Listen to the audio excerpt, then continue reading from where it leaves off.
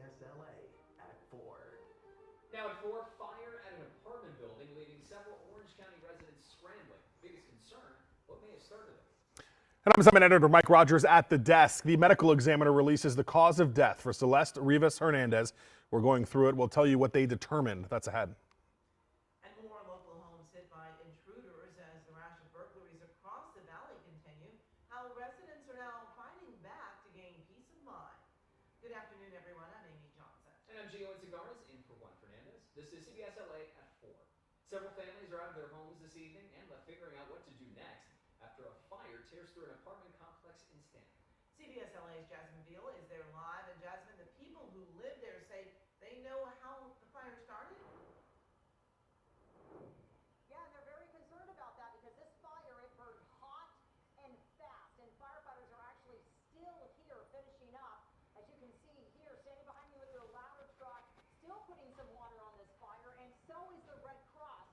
They are helping dozens of people who will have to find somewhere else to live. This fire is believed to have started right here in this detached garage and then just tore through the apartments right behind it. I want to show you some cell phone video of this fire raging through the attic of these apartments shortly after 11 a.m. right off Catella Avenue. Some residents told me they think lithium-ion batteries from e-bikes in the carport either made the fire worse or may have caused it.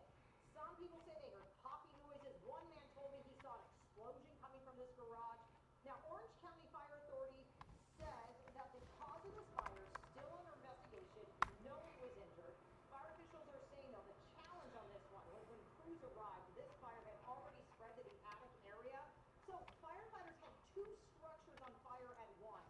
Rosa Velasquez lived in one of the apartments with her husband and children. She says all their belongings burned. She believes several of her birds, sadly, also died in the fire. I hear like noise, like popping out something.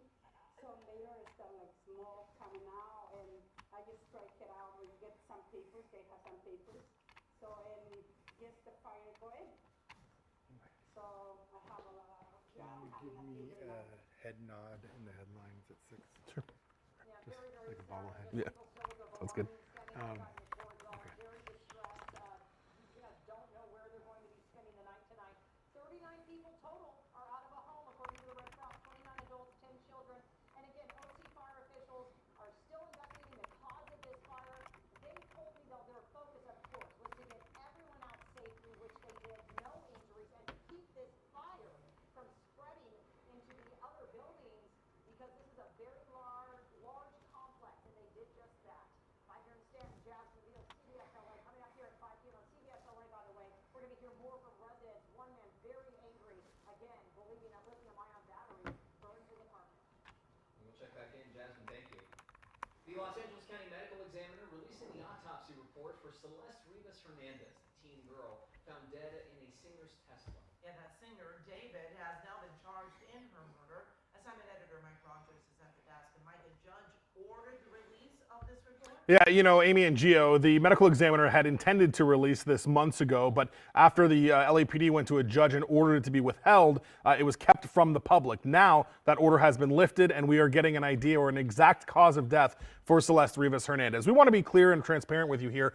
There are a lot of very disturbing details in this medical examiner report, some of which we will not be sharing with you just because of the graphic nature of them. But we can tell you the medical examiner did rule her death a homicide and did say that she died of sharp force injuries. There were two specific injuries that were noted in the autopsy that is believed to be the cause of death. I can tell you that when her body was found, it was severely decomposed. It was in a state that was not conducive to being able to do a full and complete autopsy. It was noted in the report here that they did the best autopsy they could given the circumstances. I want to show you some of the items that were in the autopsy here. We pulled them out and put them here for you to see. Quote, there are two penetrating wounds of the torso with smooth edges that may represent sharp force injuries. That's how they determined the cause to be homicide. It also says she was missing both arms above the elbows and both legs above the knees, something the report says they believe happened post-mortem.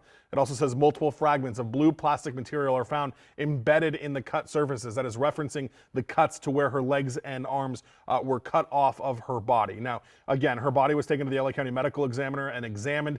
They collected a ton of evidence out of that car. What they did not find was any substances, any illicit drugs, or any kind of weapon that potentially was used in Celeste's death. We now know, according to the DA's office, that the actual homicide they believe happened in April of 2025. Her body not found until September 8th of 2025, several months later. And according to the autopsy, her family wasn't even notified for several days after her body had been found until they were able to positively ID her using dental records. Guys? Terrible story all the way around, Mike. Thank you. Developing news, there's been another burglary in the San Fernando Valley, this one in the middle of the day. The latest one in the noon hour in Sherman Oaks. CBS LA's Lauren Posen joins us live from there with more on the break-ins and what some homeowners are now doing to try and stay safe. Well, this just keeps happening. The latest home hit just a couple houses from where we are here. It happened about 12:40 this afternoon. Police say a family came home and found someone else had been inside. Let's go to some video from earlier to show you. We were here when detectives got here and were speaking with the family. Police say that items from the home were stolen, but exactly what has not been released yet. The home is gated, but it's unclear how the suspects got in.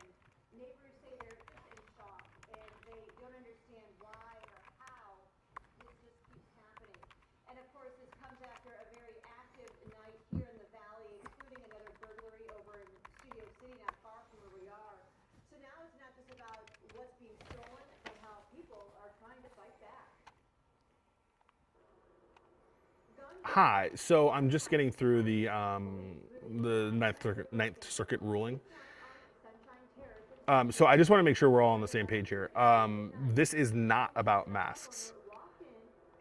It's only about identification. It's two separate laws. The mask is the No Secret Police Act, which I think is also paused. Yeah, I'm pretty sure it is. Yeah. Yeah, so that also is paused. But this particular ruling is only about the identification. Okay, cool. Bye. Hi, Hunter. I have to let you know first and foremost that we are on YouTube Live right now. So you're good. But it's this camera. Of course, Yeah. right where I am. Wonderful. Okay. I need to. YouTube myself always now. thinks I should get a sign to warn people. Yeah. Just a little like Yeah. you're being recorded. Yeah. Thing. You're being streamed live. Yes. Hi. So hi. Is I this about just listened- Celeste? Yes. Okay, I I'm gonna just turn my listened to mic your off hint. Okay. so that we can. Is that okay? Yeah. YouTube, I will be right back.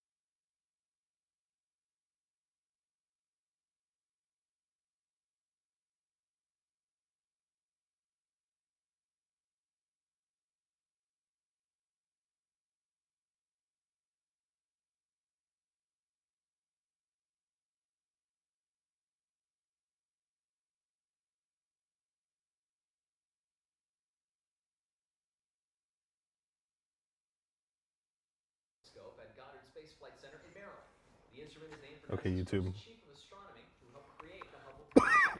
According to NASA, Roman can capture space images 100 times larger and 1,000 times faster than Hubble. It's set to be shipped to Florida's Kennedy Space Center, where it's scheduled to core launch in September. Sorry about that, YouTube. I did have my mic off. I had to turn it off because I was talking to one of our reporters about the Celeste Hernandez autopsy. And there is some very sensitive things in there that I just didn't want everyone to hear.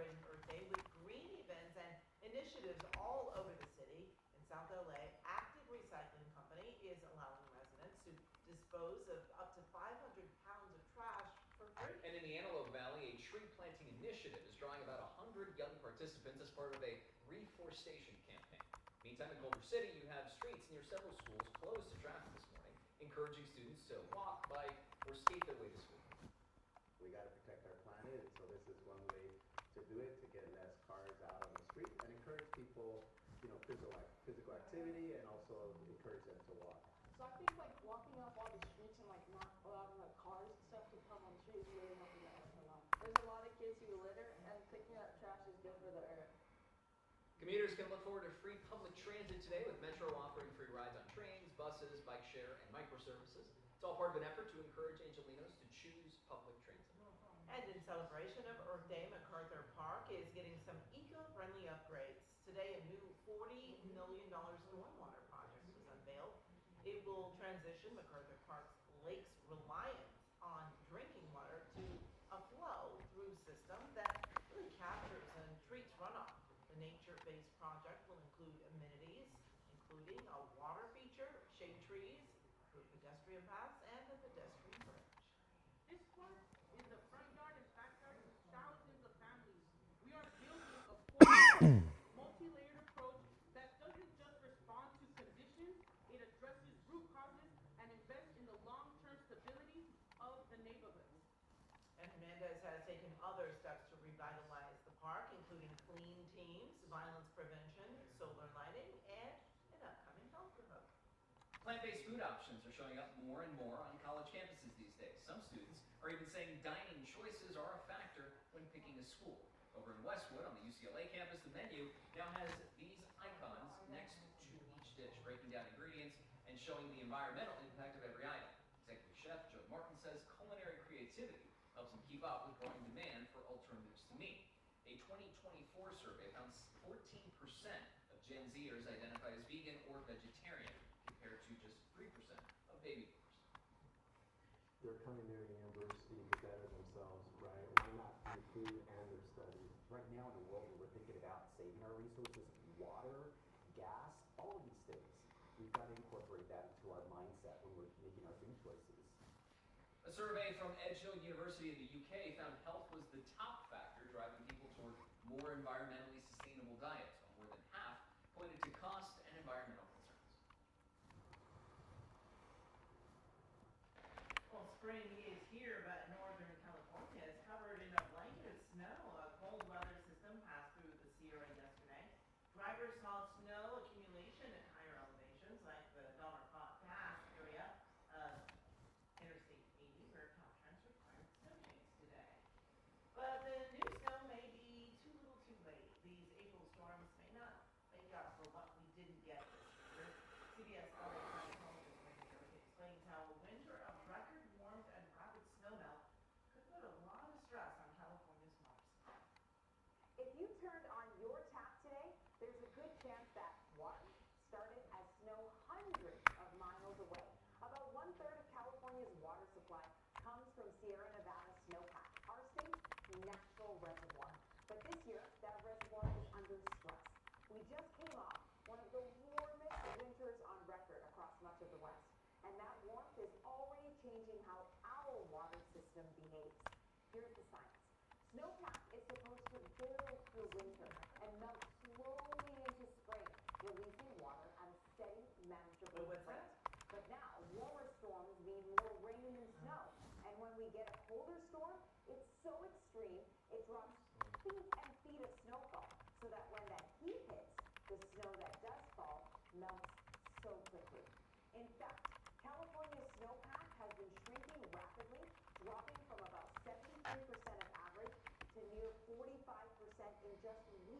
with melt happening up to 40 days earlier than normal in some areas. And lately, we're seeing what we call a snow eater heat wave, with temperatures degrees above normal, and that is accelerating that loss even more. Now, from a climatology perspective, this is a major shift. Less snow storage, earlier runoff, and more water loss before we can capture it. And for Southern California, where we import most of our water, that means less reliability, higher costs, and greater vulnerability. Because what happens in the mountains is what comes out of your town. Marina Jurica, CBS LA. This Earth Month, CBS LA is teaming up with Heal the Bay and the Wyland Foundation to make it count. Come out this Saturday and visit the Wyland Mobile Learning Lab at the Riverside Insect Fair. You'll find us at the main library on Mission Inn Avenue. You can go to cbsla.com/Earth Month for more information and see all of our Earth Month stories. Well, coming up, toxic tea bags.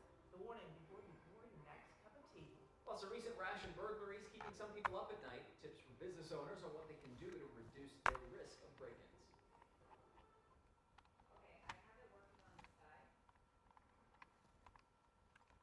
It's not, but I have it up on the old phone.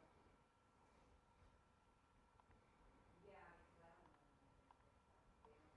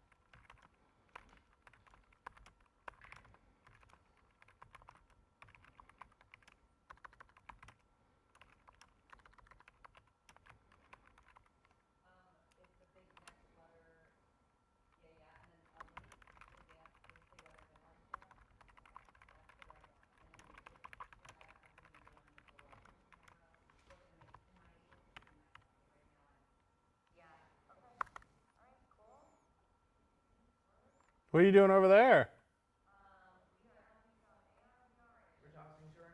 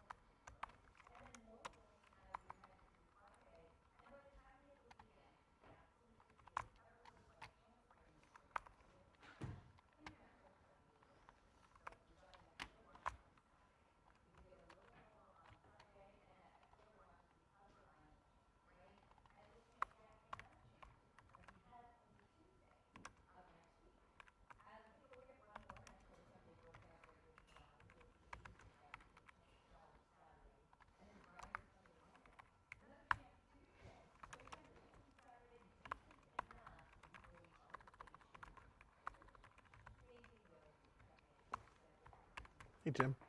How are you? Good to see you out here.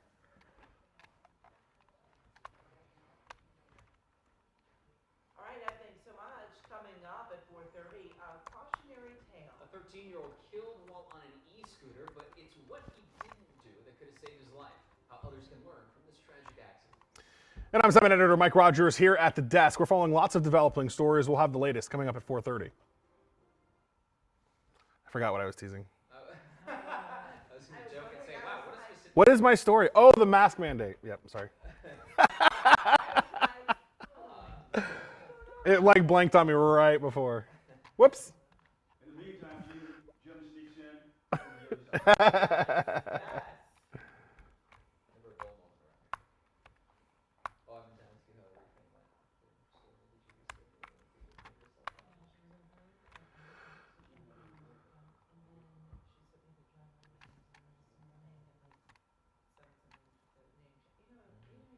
went. Gary, there is a lot of debate about that.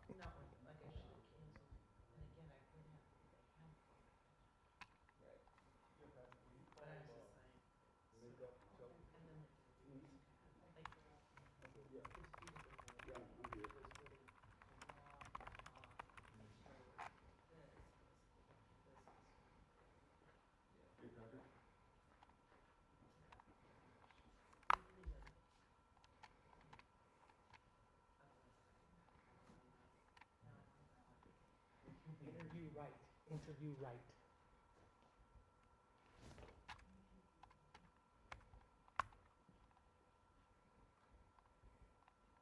Yeah, Patrick, I hear you. Go ahead.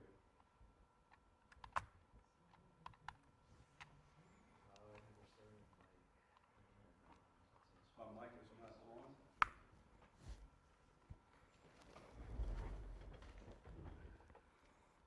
Oh, that's the IFB, the other one. Yeah.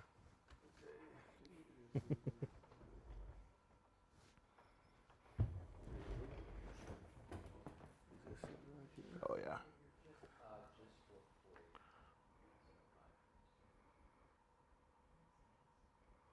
There you go. That should be good. It's on now, thank you. Yep. Yeah, it's on now.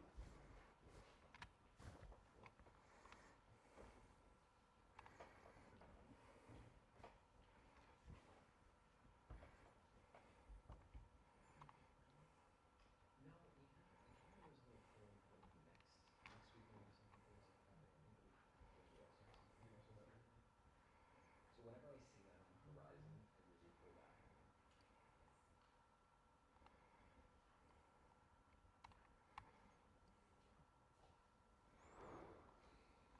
A federal appeals court putting a pause on a new California law requiring federal agents to identify themselves. Assignment editor Mike Rogers is at the desk. Mike, this and the mask law have been really a hot topic after last summer's immigration raid. Yeah, you know, Amy and Gio, we saw it throughout the summer and even late into last year, early this year, where federal agents would mask themselves while they were conducting these operations, leaving many to question who they were and if they were legitimate.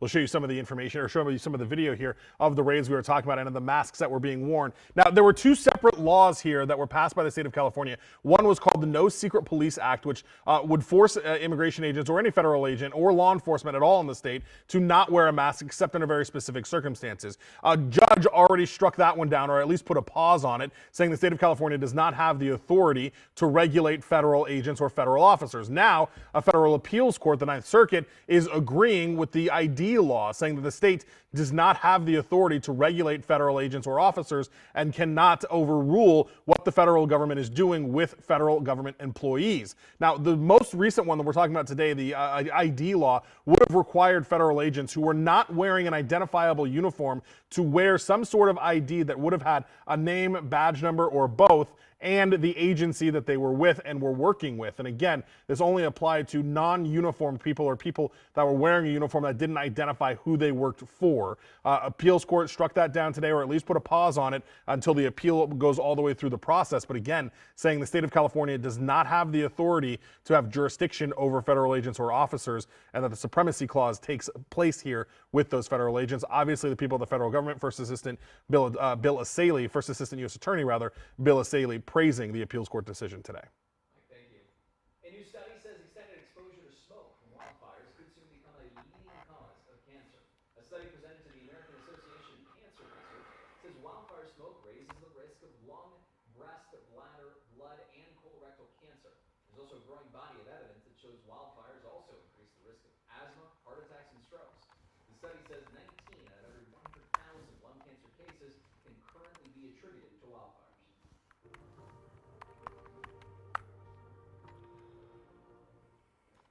An Altadena family that has lived there for more than 50 years, getting a new start after losing their home in the Eaton fire. Today, the Hope Crisis Response Network broke ground on the first of 100 homes that it is committed to rebuild in Altadena, starting with this one on Fair Oaks Avenue, where veteran Leon Campbell and his family lived and where 3 generations grew up.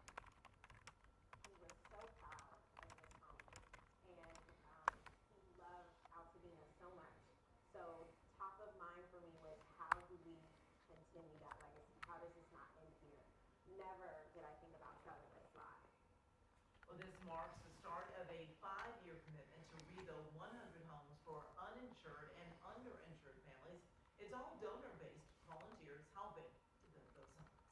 Excitement is building at LAX as the airport's new people mover system is going through testing. Travelers may see it operating over the next month, but without any passengers. The system has entered what officials are calling systems demonstration testing. That means trains are now operating on full schedule and simulating real service. Airport leaders say this phase requires 30 consecutive days of continuous service without major problems before passengers can ride. The train stretches 2.25 miles around the airport with 6 stations connecting terminals, parking, metro rail, buses, and the future rental car center. Keeping up to date with the current airports throughout the country. I think it's awesome that we're finding construction, having better construction at the biggest airport in the city. During peak hours, trains are expected every 2 minutes. Officials say roughly 30 million passengers a year are expected to use the system. The project has faced years of delays. It was supposed to open, remember, 3 years ago. No official passenger launch date has been set.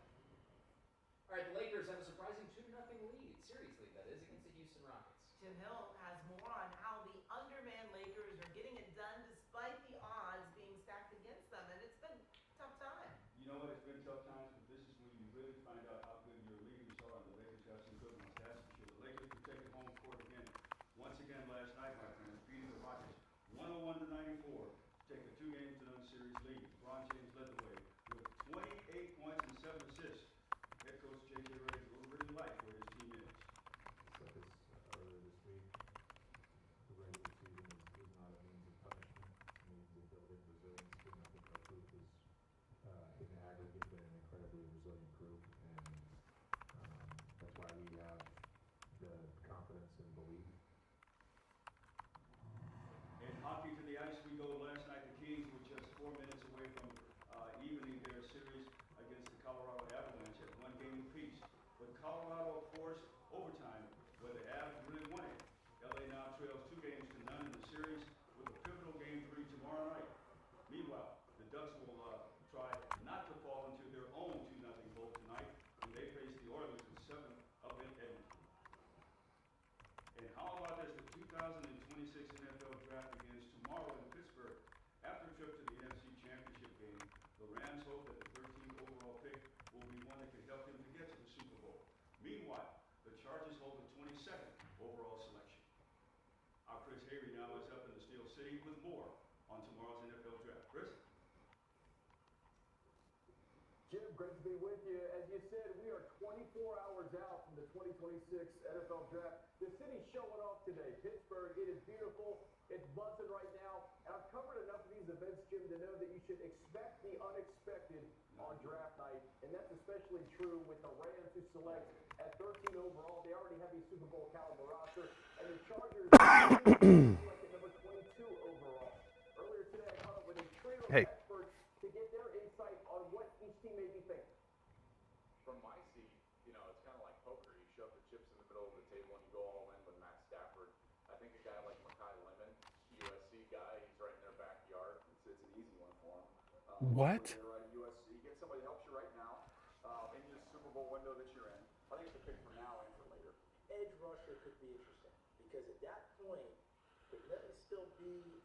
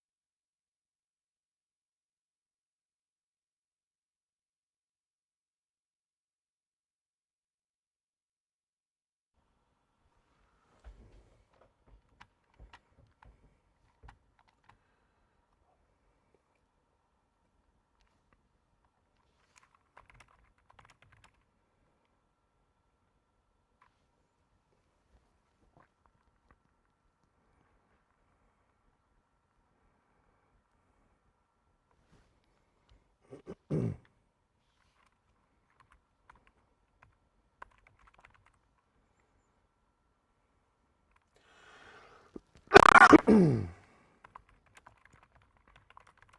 warning before you sip on your next cup of tea. New research is coming out saying tea bags made of plastic mesh could contain billions of microplastic particles that can stay in your body longer. This was discovered across 19 studies, but experts say there are ways to cut exposure. You know, you can skip the tea bag altogether and do loose leaf teas or choose paper tea bags. And a dramatic new law in the UK hopes to eliminate smoking among young people in a lifetime ban. Yes, lifetime. Parliament just passed a law that prohibits the sale of tobacco products to anyone born after 2008. So children who are 17 and under right now will never be able to buy cigarettes. I gave her 8 years ago. Yeah, but I can't control it. I think any effort to reduce smoking is good, but I just wonder how effective it will actually be. Overall, I think it'll be a good thing for public health. Well, the new law also regulates vaping products. It could take effect as soon as next week. LA Unified is bringing learning back to analog. The school board approving a measure to limit screen time for students. It'll ban students in first grade and younger from using laptops and tablets. The board will vote on the policy in June, and it will be implemented in the next school year. Today on CBS LA Mornings, we spoke with LA Unified board member Nick Muldoon about the change in policy. I've really been interested in resetting and recalibrating our relationship with technology post-COVID. You know, in March of 2020, we sent every kid, particularly in America, home with a device, as that was the lifeline to continuing education. But 6 years later, we have to think about what makes sense. The decision comes after complaints from parents about the problems their kids were faced with when using digital devices issued by the school. A not-so-sweet ending. Now a suspected shoplifter with an apparent sweet tooth was unable to move to suspicion. Plus, history in bloom. They planted seeds of hope and cool pavements across SoCal. Why this Earth Day is extra special for tree people. Oh, back on ARVR.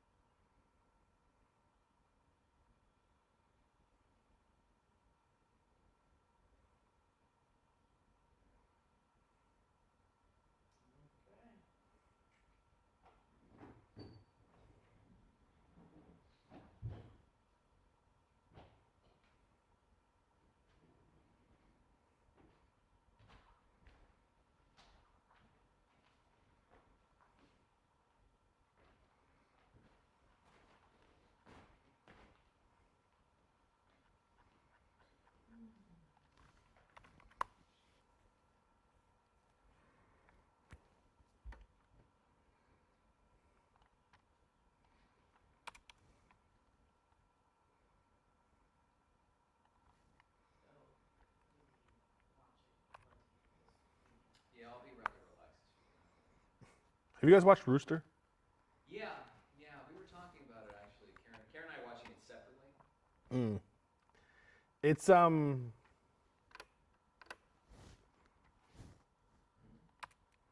What do you think? it's interesting. It took me a second to realize it was a comedy. Like, you know, like, cause he plays it a little dramatic at first, and then you're like, oh wait, like the cop's really dumb. You know, so it was like, I don't know, it's almost not comedy enough for me to be a comedy. I'm in total agreement with you. My Yeah. big critique of the show is that it doesn't have a good handle on its tone. Yeah, It doesn't know that's if it wants to be a comedy or if it wants to be a drama. Yeah. It's bad at mixing both. Right. Whereas because it's a Bill Lawrence show, Shrinking and Ted Lasso, at least the first season of Ted Lasso, balance that line perfectly. Yeah. This one is kind of like good vibes, Yeah. painless. Right. And I'm like, I'll watch it because it's short and easy. Yeah, and the inflections throw me off sometimes. Yes. Like in their tone when they present their lines and stuff. I'm like, are you funny or are you serious? What's happening? Yeah. And I'll come back to it in a second.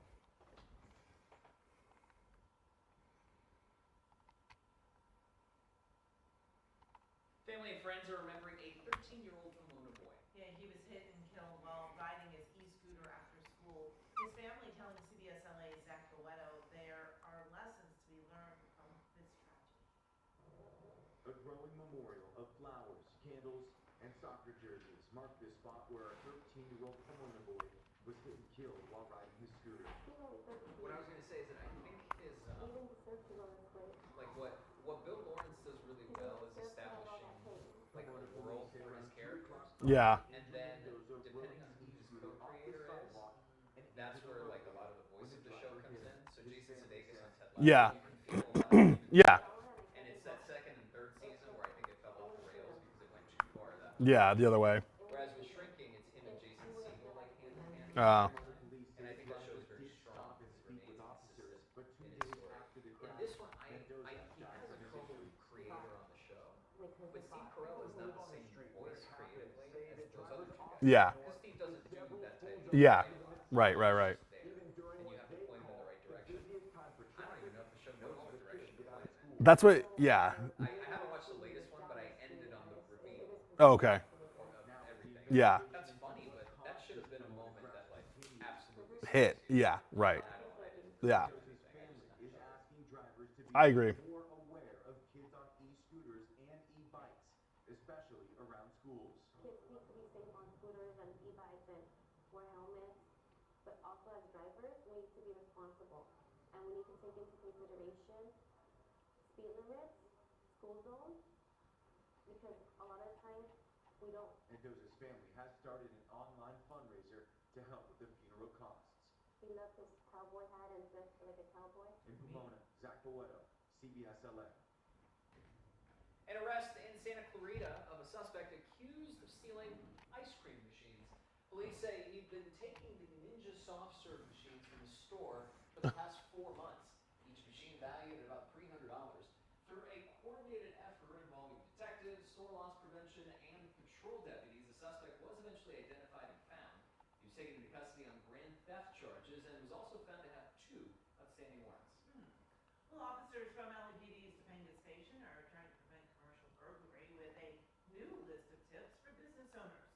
Okay, so you need to reduce the risk of break-ins. According to the LAPD, never leave cash in the register overnight.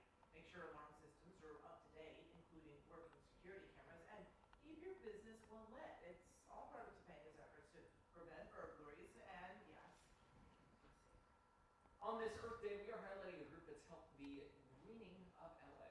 yes, Tree People has planted more than 3 million trees since launching more than 50 years ago.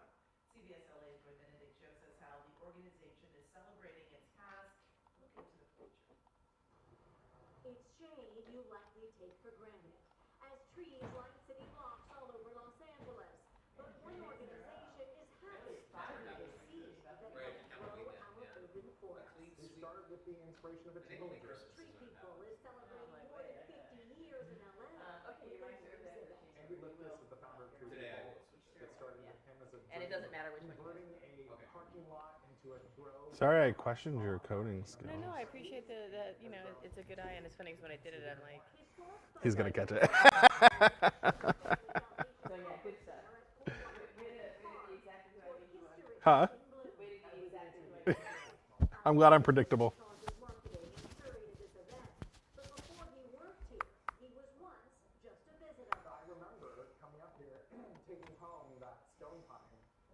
I killed the tree, but my love for trees did not die. Tree People started bringing in young people, students, to learn about recycling and Mother Earth 50 years ago. Over 12,000 school kids in this month. But its reach quickly blossomed. Back in the 80s, there was an air quality management plan that said we needed a million trees to combat smog. They said it would take 20 years, but through campaigning and catchy slogans and the help of Angelinos, Tree People planted 1 million trees in just 4 years. That was done for the 1984 Olympics. Within this organization realized they needed help and created community foresters, giving them the tools to plant their own trees. We had one of our citizen foresters, Eudora Russell. She wanted to do a monument to Martin Luther King Jr. in a way that would actually change the community. So in one day, volunteers planted 300 trees on MLK Boulevard that still cool the pavement 35 years later. It's really in adapting to a changing climate. Cassie Rouser is Tree People's CEO. She says the next 50 years will be a battle against climate change as they work to continue changing school playgrounds. I didn't turn this thing on. To green infrastructure. Trees are a natural way to do that provide multi.